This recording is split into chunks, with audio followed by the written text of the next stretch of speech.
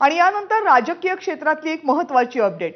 रोहित पवार यांची ईडी चौकशी आज दुपारी 1 वाजल्यापासून सुरू होती। नुकतीच ही चौकशी संपली आहे। जवळपास 8 तास रोहित पवार यांची ईडीकडून चौकशी सुरू होती। बारामती ॲग्रो प्रकरणी रोहित पवार यांची ईडी चौकशी सुरू आहे।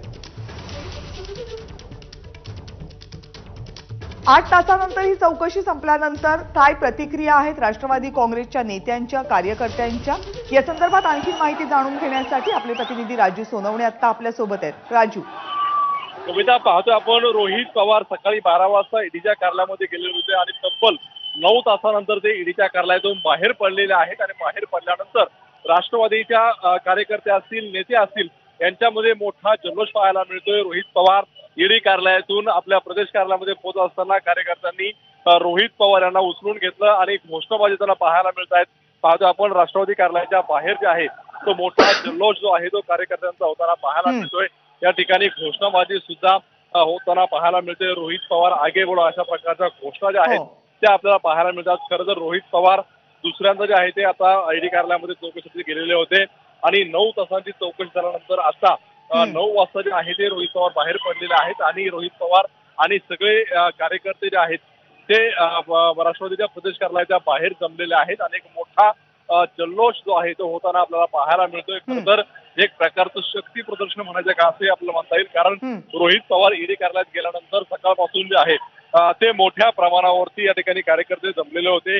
जोपर्यंत रोहित पवार ईडी कार्यालयातून बाहेर पडत नाही तोपर्यंत आम्ही हलणार नाही अशा प्रकारचे जे आहे ते नेत्यांची, कार्यकर्त्यांची भूमिका आपल्याला पाहायला मिळालेली होती। राज्यभरातून अनेक कार्यकर्ते जे आहेत ते या ठिकाणी दाखल झालेले होते आणि आता रोहित पवार ईडी कार्यालयातून बाहेर पडल्यानंतर मोठा जल्लोष जो आहे तो आपल्याला पाहायला मिळतोय। थोड्याच वेळामध्ये रोहित पवार कदाचित प्रसारमाध्यमांशी बोलण्याची शक्यता आहे आणि काय नेमकं झालं आणि काय भूमिका आहे हे स्पष्ट करण्याची शक्यता आहे। कविता, काही वेळातच रोहित पवार माध्यमांशी बोलतील आणि कदाचित आपली भूमिका स्पष्ट करतील।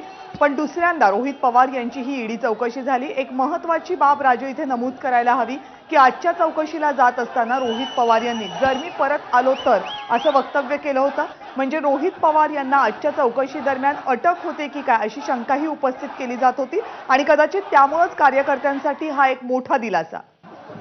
अगदी पाहता आपण पहिल्या दिवशी ज्यावेळी रोहित पवार चौकशीला गेले त्यावेळेस शरद पवार आणि सुप्रिया सुळे सुद्धा जे आहे त्या प्रदेश कार्यालयामध्ये बसून होत्या। जोपर्यंत रोहित पवार बाहेर येत नाही तोपर्यंत प्रदेश कार्यालयामध्ये बसून राहील।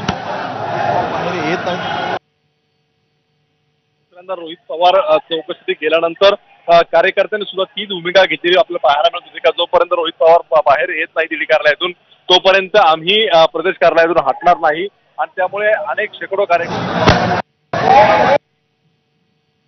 पाहायला मिळते।